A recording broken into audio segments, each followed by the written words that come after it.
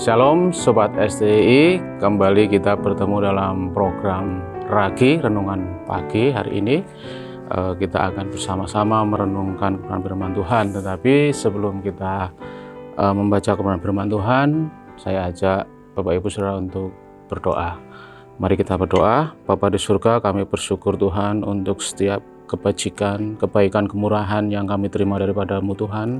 Terima kasih untuk pertolongan penyertaan Tuhan. Sebentar Tuhan, kami mohon kepada-Mu Tuhan supaya Engkau menolong setiap kami, memberkati hati kami Tuhan yang akan merenungkan kebenaran firman Tuhan pada pagi hari ini Tuhan. Kiranya kebenaran firman Tuhan boleh menjadi kekuatan, boleh menjadi suluh dan pelita bagi setiap langkah kehidupan kami. Di dalam nama Yesus Kristus kami mengucapkan berdoa. Haleluya. Amin. Baik. Hari ini kita akan merenungkan kebenaran firman Tuhan yang diambil dari Injil Lukas pasal 12 ayat yang pertama sampai dengan ayat yang ke-7. Jadi di dalam Injil Lukas ini Tuhan Yesus memberikan nasihat kepada beberapa orang, atau di sini disebut beribu-ribu orang yang datang berkerumun mendengarkan pengajaran Yesus, baik para murid yang setia melayani Tuhan, mengikuti Tuhan, maupun orang-orang lain yang berkumpul. Nah, di dalam ajaran ini atau nasihat firman Tuhan ini terdapat dua kelompok yang Tuhan kelompokkan mengenai orang-orang yang mengikut Dia. Untuk lebih jelasnya kita akan membaca perikop ini dari ayat 1 sampai ayat yang ke-7. Pasal 12 dari Injil Lukas. Sementara itu beribu-ribu orang banyak telah berkerumun sehingga mereka berdesak-desakan. Lalu Yesus mulai mengajar pertama-tama kepada murid-muridnya, katanya, waspadalah terhadap ragi, yaitu kemunafikan orang Farisi. Tidak ada sesuatu pun yang terselubung yang tidak akan disingkapkan, dan tidak ada sesuatu pun yang tersembunyi yang tidak akan diketahui. Karena itu apa yang kamu katakan dalam gelap akan didengar dalam terang, dan apapun yang kamu bisikkan ke telinga di dalam kamar akan diberitakan dari atas rumah. Kemudian ayat 4, aku berkata kepadamu, hai sahabat-sahabatku, janganlah takut terhadap mereka yang membunuh tubuh dan kemudian tidak dapat berbuat apa-apa lagi. Aku akan menunjukkan kepada kamu siapa yang harus kamu takuti. Takutilah dia yang setelah membunuh mempunyai kuasa untuk melemparkan orang ke dalam neraka. Sesungguhnya aku berkata kepadamu, takutilah dia. Bukankah 5 ekor burung pipit dijual seharga 2 keping uang terkecil? Sungguh pun demikian, tidak seekor pun yang dilupakan Allah. Bahkan rambut kepalamu pun terhitung semuanya. Jangan takut, kamu lebih berharga daripada banyak burung pipit. Amin. Jadi dalam perikop ini terbagi menjadi 2 hal tentang kemunafikan. Dan yang menarik, Yesus mengambil persamaan kemunafikan dengan ragi. Jadi Yesus mengajar dengan sesuatu yang sudah orang-orang pahami, yaitu ragi. Pada masa itu ragi dipergunakan untuk mengolah makanan, roti, juga mungkin untuk membuat anggur juga diperlukan ragi. Ragi disebut juga dengan fermen. Jadi proses peragian sering disebut dengan proses fermentasi. Ketika adonan diberikan sedikit ragi hanya digunakan sedikit jumlahnya, cukup sedikit saja ditaburkan, karena di dalam ragi itu terkandung mikroorganisme, bisa jamur, bisa bakteri, untuk mengolah zat gula yang ada dalam adonan, sehingga menjadi dari hasil proses pengolahan itu biasanya adonan akan berkembang karena dihasilkan gas CO, sesuatu yang berbeda dari gula. Jadi dari gula kemudian menghasilkan gas CO, sesuatu yang beda. Juga untuk fermentasi minuman juga sama, zat gula kemudian diproses oleh mikroorganisme menjadi zat lain, yaitu bisa alkohol segala macam. Nah, jadi Yesus menekankan bahwa kemunafikan itu cukup sedikit saja, tetapi dia akan mengubah esensi dari zat yang dikenai kemunafikan tersebut, yaitu kekristenan tentu saja. Nah, 2 hal yang Yesus sebut kemunafikan karena sudah kena ragi itu ya. yaitu ragi kemunafikan. Pertama adalah ragi seperti orang Farisi. Nah, yang pertama kemunafikan yang disebabkan oleh seperti model orang Farisi. Yesus berkata seperti itu. Jadi orang Farisi itu bersifat munafik, dia menampilkan sesuatu yang baik, tapi dalamnya busuk, begitu Yesus menyebutnya, dalamnya seperti tulang belulang, kematian, begitu. Nah, model pertama kemunafikan ini seperti itu. Jadi kalau cara kerja kemunafikan adalah seperti ragi, orang yang munafik seperti tidak terasa bahwa dia berbuat munafik. Mungkin hanya sedikit, cuman melakukan kemunafikan yang sedikit.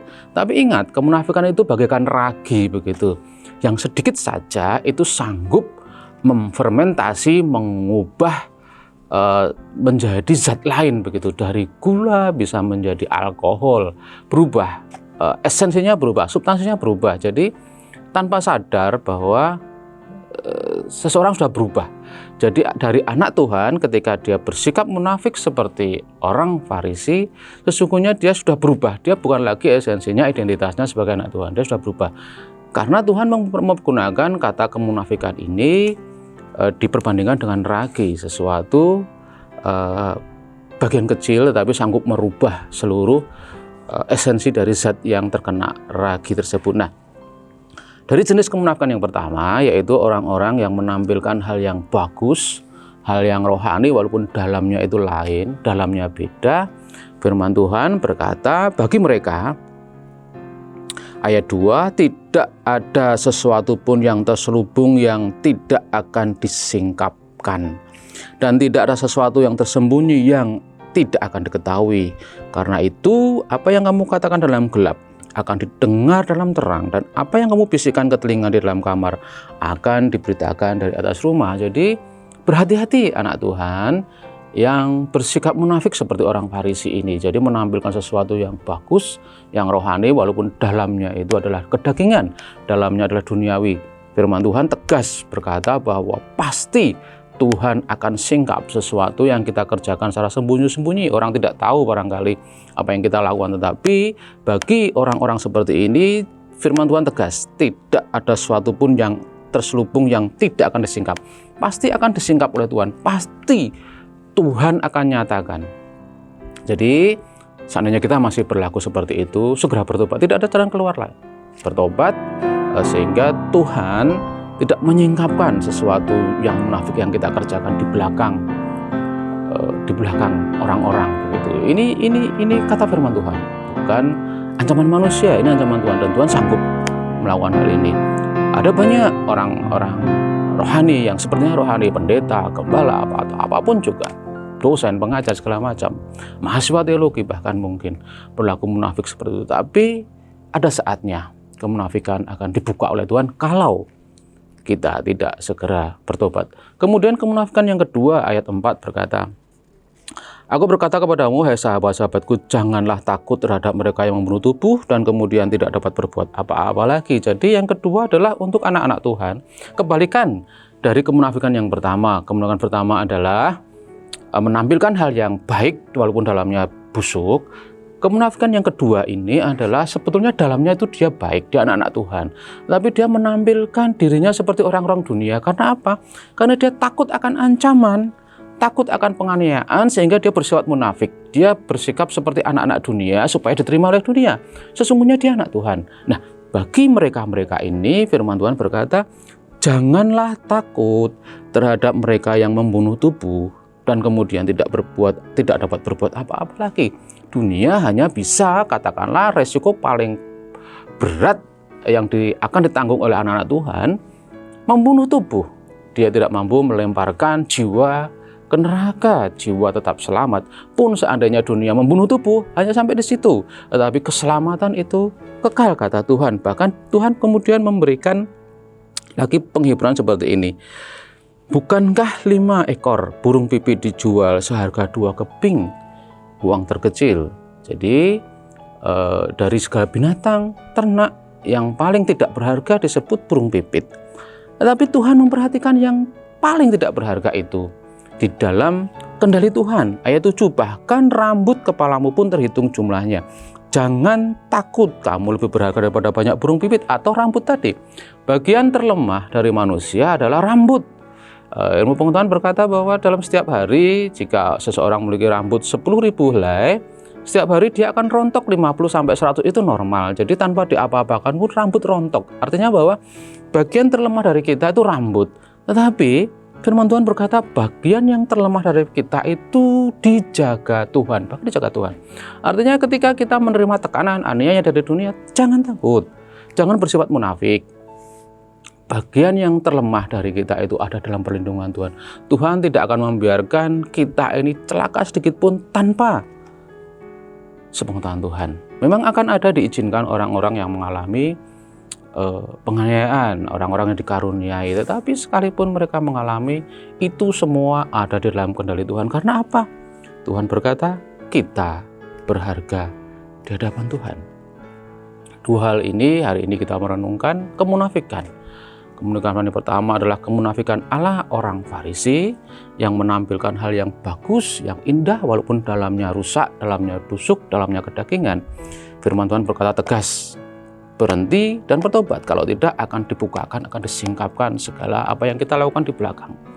Yang kedua, kemunafikan yang kedua adalah anak Tuhan yang takut akan penganiayaan, takut akan tekanan dunia, sehingga mereka bersikap seolah-olah mereka anak-anak Tuhan, anak-anak dunia.